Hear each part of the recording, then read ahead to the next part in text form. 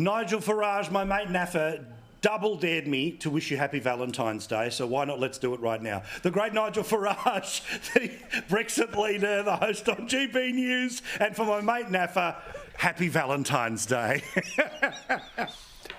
Well, Paul, I have to say, I don't know whether you can see this, but I've got hearts all over this tie. Beautiful. But I've got to tell you, matey, I've got to tell you, they're not for you. Oh, right?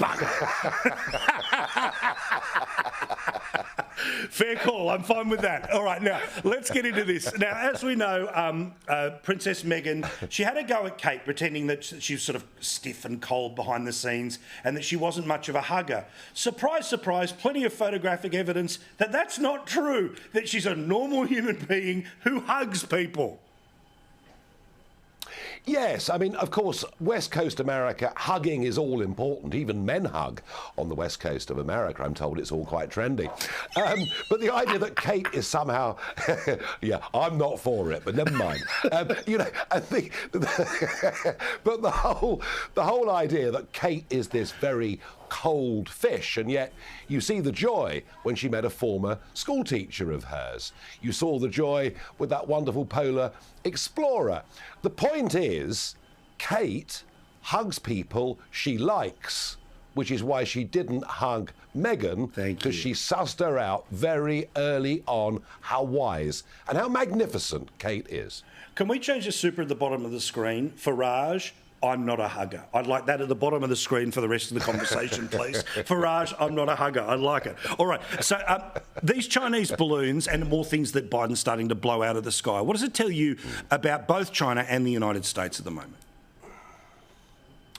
Well, what it tells me about China is that their levels of surveillance are way beyond anything any of us have understood. I mean, we've had the debate about Huawei getting into 5G networks, and finally the Brits have said we won't do it. We know that even drones that you buy that are made in China, well, who knows what they're picking up on us. But the balloons, I have to say, I've been very surprised by this. The last 3 that have been shot down, goodness knows what they are. The Chinese fight back is to accuse the Americans of doing it, but hey, the Americans have got the most up-to-date satellites in the world. Why would they need spy balloons?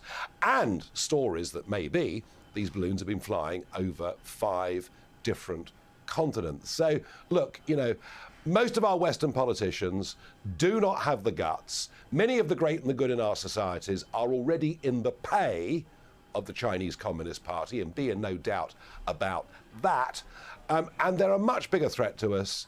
And the more we learn, the bigger we realise that threat is. As for America, well, it took Biden days to shoot down the first one.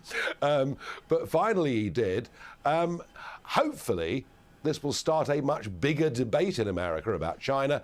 And remember, the man that woke us up to all of this was Donald Trump. It was Trump, going way back to 2016, who started talking about the threat from China in a way that I don't think, Paul, any of us had fully understood before. Or, as he put it, China.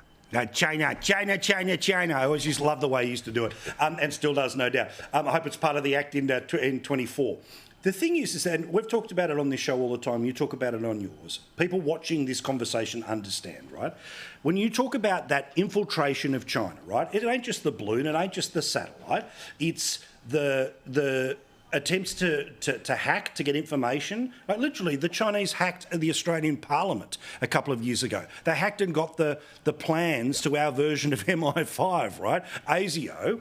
But on top of that, because so many companies want to sell stuff or build stuff in China, and they end up having a disproportionate effect on the government and the citizens at any one time, our governments are in a position where they're saying one thing about national security and wanting to stand up to China, but they're presiding over economies that are totally exposed to China.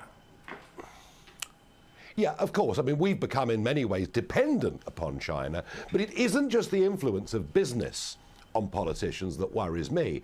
This is much deeper and more sinister. I mentioned Huawei, the communications firm, a moment ago. If you have a look at the UK non-executive directors of Huawei over the course of the last 10 years, what do you see?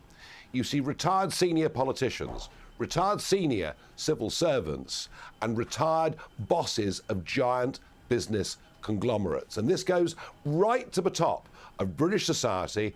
And if it's happening here, you can bet your life it's happening in Australia, in America, and everywhere else. You know, money is a very, very effective tool to get people to dampen their criticism. So this is very sinister, it's very deep, and what we need to understand is that the Chinese are playing a 100-year game towards world domination. Wake up and smell the coffee, everybody. 100%. Last one here, we know these idiots that glue themselves to great artworks. Well, now they're pretending they know what dead people think about climate change. Yeah, I mean, the whole thing is just ridiculous to try to attempt to put words in the mouths of others. All I do know is these people who say just stop oil, they have no idea how many everyday household goods actually come ultimately from oil. And all the while they're doing this and going into our National Gallery and chucking stuff over wonderful artworks, all the while they're doing that, the world will burn 8 billion tonnes of coal. Yes, 8 billion tonnes of coal in 2023. And any attempt to rewrite history of any kind at all is always, in my view, a mistake. Absolutely correct. All right, a great free speech warrior, a man that we love having on the show, none other than the great Nigel Farage. Tie and all, he's not a hugger, couldn't get that changed. That's the thing. I host a show, but I can't even control what's at the bottom of the screen. Nigel, we'll talk to you again next week, mate. Thank you.